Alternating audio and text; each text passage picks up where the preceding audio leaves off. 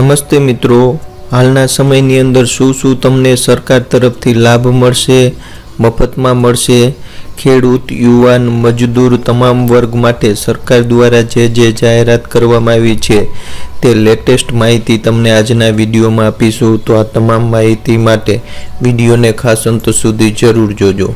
મિત્રો, વિડીયોની શરૂઆત કરી પહેલાં ખાસ વિનંતી છે, તમે helpingujarati ચેનલ ઉપર નવા હોય તો નીચે લાલ કલરનું સબસ્ક્રાઇબનું બટન છે ને પ્રેસ જરૂર કરજો અને સાથે સાથે વિડીયોને લાઇક શેર પણ જરૂર કરજો।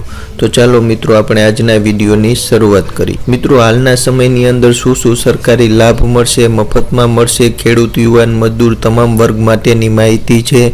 તો ખાસ વિડીયોને અંત સુધી જોજો, ઘણી બધી માહિતી છે તો તે તમામ માહિતીની જાણકારી તમને મળી જશે। મિત્રો, હાલના સમયમાં રાજ્ય સરકાર અને કેન્દ્ર સરકાર દ્વારા જે જાહેરાત કરવામાં આવી છે તેની માહિતી છે તે આ વિડીયોમાં આપવામાં આવેલી છે। એટલે કે રાજ્ય સરકારની પણ અમુક જાહેરાત છે અને અમુક જાહેરાત કેન્દ્ર સરકારની પણ છે। ખેડૂત, યુવાન, વિદ્યાર્થી, મજદૂર તમામ વર્ગને લાગુ પડતી જાહેરાતો છે। ગુજરાત સરકારની સૌથી મોટી અને હાલના સમયની જરૂરિયાતને અનુલક્ષીને જે જાહેરાત છે તેની વાત કરીએ તો તે છે કોરોના વેક્સિન।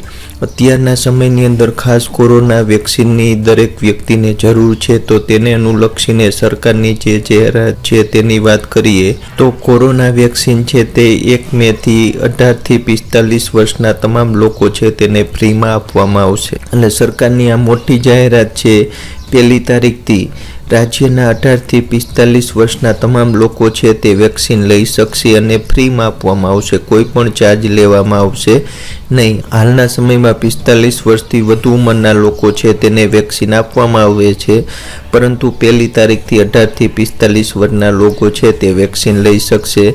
હવે કોરોના વેક્સિન લેવા માટે સરકારે ઓનલાઈન રજિસ્ટ્રેશન છે તે ફરજિયાત કરી દીધું છે। રજિસ્ટ્રેશન ઓનલાઈન નહીં હોય તો વેક્સિન નહીં મળે।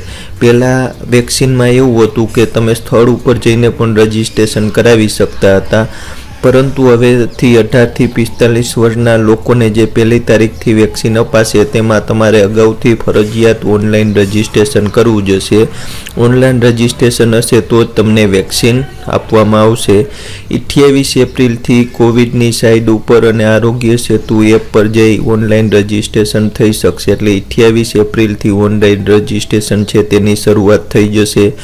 ઓનલાઈન રજિસ્ટ્રેશન તમારે કેવી રીતે કરવું તે અંગે હું અલગથી વિડીયો બનાવીશ। જેવું રજિસ્ટ્રેશન શરૂઆત થશે એટલે સ્ટેપ બાય સ્ટેપ તમારે રજિસ્ટ્રેશન કેવી રીતે કરવું તે અંગેનો વિડીયો બનાવી આ ચેનલ ઉપર જરૂરથી મૂકીશું। તે જોઈ તેના આધારે ફેમિલીમાં જેટલા સભ્યો છે તે તમામ સભ્યોનું રજિસ્ટ્રેશન અચૂક કરજો અને ખાસ કોરોના વેક્સિન દરેક સભ્યએ લઈ લેવી। હવે આગળ જોઈએ તો કેન્દ્ર સરકાર દ્વારા પ્રધાનમંત્રી ગરીબ કલ્યાણ યોજના હેઠળ આગામી 2 મહિના એટલે કે મે અને જૂન મહિનામાં મફત અનાજ આપવાની જાહેરાત કરવામાં આવી છે।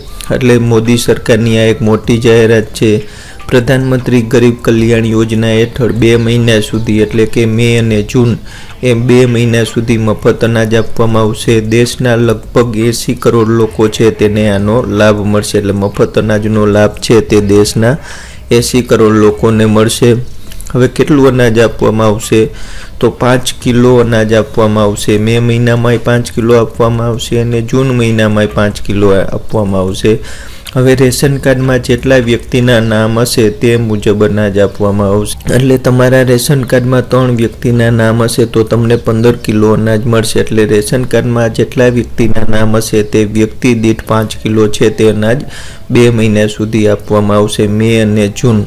હવે વન નેશન અને વન રેશન હેઠળ દેશના કોઈ પણ ખૂણે તમારી નજીકની સસ્તા અનાજની દુકાને જઈ તમારા ભાગનું મફત અનાજ છે તે મેળવી શકશો। એટલે આ સરકારનો ખાસ મોટો નિર્ણય છે। One nation one ration card યોજના હેઠળ લાભ મળશે, એટલે તમે ગમે તે જગ્યાએ હોય તો તમારી નજીકની સસ્તા અનાજની દુકાને જઈને તમારા ભાગનું મફત અનાજ છે તે મેળવી શકશો। સરકારે મફત અનાજ પાછળ 28,000 કરોડ રૂપિયાનો ખર્ચ થશે, એટલે આ 2 મહિના સુધી મફત અનાજ આપશે તો સરકારને 28,000 કરોડ રૂપિયાનો ખર્ચ થશે। હવે હાલના સમયની અંદર લોકડાઉન જેવો માહોલ છે ત્યારે મજદૂર લોકો માટે અનાજથી તેમના માટે રાહત આપનારનું આ સરકારનું પેકેજ છે તે સાબિત થશે।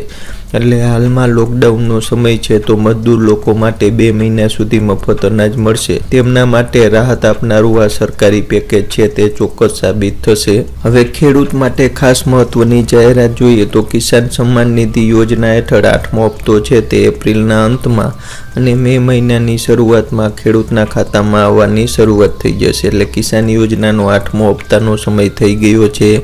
ખાસ તો એપ્રિલથી જૂન સુધીમાં હપ્તો દરેક ખેડૂતના ખાતામાં આવી જશે। એટલે એપ્રિલ મહિનાના એન્ડમાં અને મે મહિનાની શરૂઆતમાં ખેડૂતના ખાતામાં રકમ આવવાની શરૂઆત થઈ જશે। ખેડૂતને રૂપિયા 2,000ની રકમ મળશે, જે કિસાન યોજનાના 8મા હપ્તા સ્વરૂપે આ રકમ મળશે।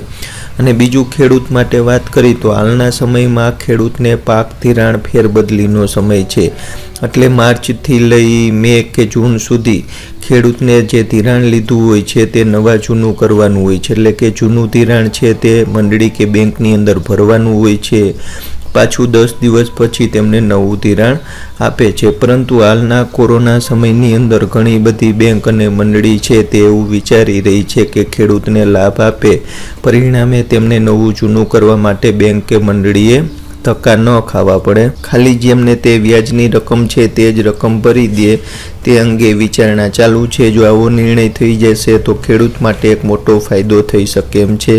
સરકારે મા કાર્ડની મુદત છે તેની અંદર 3 મહિનાનો વધારો કરી દીધો છે, એટલે કે જેમને 31 માર્ચે મુદત પૂરી થતી હતી તે કાર્ડ છે તે હવે 30 જૂન સુધી ચાલશે, એટલે કે 3 મહિનાની મુદતમાં વધારો કર્યો છે। મા કાર્ડ અને આયુષ્યમાન કાર્ડ છે તેના હેઠળ કોરોનાની સારવાર છે તે પણ પ્રાઇવેટ હોસ્પિટલમાં ફ્રીમાં થઈ શકશે તેવી સરકારે જાહેરાત કરી છે। એટલે મધ્યમ વર્ગના તેમજ ગરીબ લોકો માટે એક ખાસ આ સરકારની જાહેરાત છે। મા કાર્ડ હેઠળ અને આયુષ્યમાન કાર્ડ હેઠળ કોરોનાની સારવાર થશે અને 3 મહિનાની મુદત છે તેની અંદર વધારો કરવામાં આવ્યો છે। શિક્ષણ વિભાગે પણ એક મહત્વપૂર્ણ નિર્ણય કરેલ છે। ધોરણ 1 થી 9 અને 11માના વિદ્યાર્થીઓ છે તેમને માસ પ્રમોશનને આધારે વર્ગ બઢતી આપવામાં આવશે, એટલે તેમને પરીક્ષા આપવાની નહીં થાય, માસ પ્રમોશન આપવામાં આવશે। ધોરણ 1 થી 9 અને 11ના વિદ્યાર્થીઓને તેના આધારે તેમને આગલા ધોરણમાં બઢતી આપવામાં આવશે। જ્યારે ધોરણ 10 અને ધોરણ 12ના વિદ્યાર્થીઓ માટે પરીક્ષા ક્યારે લેવાશે અને કેવી રીતે લેવાશે તે હાલના કોરોના કાળમાં તે અંગે ઘણી બધી અનિશ્ચિતતા છે। હાલના સમયમાં રાજ્યની તમામ બેંકના સમયની અંદર પણ ફેરફાર કરવામાં આવ્યો છે। સવારે 10 વાગ્યાથી લઈ બપોરના 2 વાગ્યા સુધી ગ્રાહક માટેનો સમય છે તે નક્કી કરવામાં આવેલ છે। ગ્રાહકોએ પૈસા જમા કરાવવા, ઉપાડવા તેમજ બેંકના કોઈ પણ કામ માટે બપોરના 2 વાગ્યા સુધીમાં તમામ કામ કરવાના રહેશે। બેંક તો 4 વાગ્યા સુધી ખુલ્લી હશે, પરંતુ ગ્રાહકો માટે તમામ કામ માટે 2 વાગ્યાનો સમય નક્કી કરવામાં આવ્યો છે। કોરોના ટેસ્ટ આરટીપીસીઆર ટેસ્ટ છે તેના ભાવની અંદર પણ ઘટાડો કરવામાં આવ્યો છે।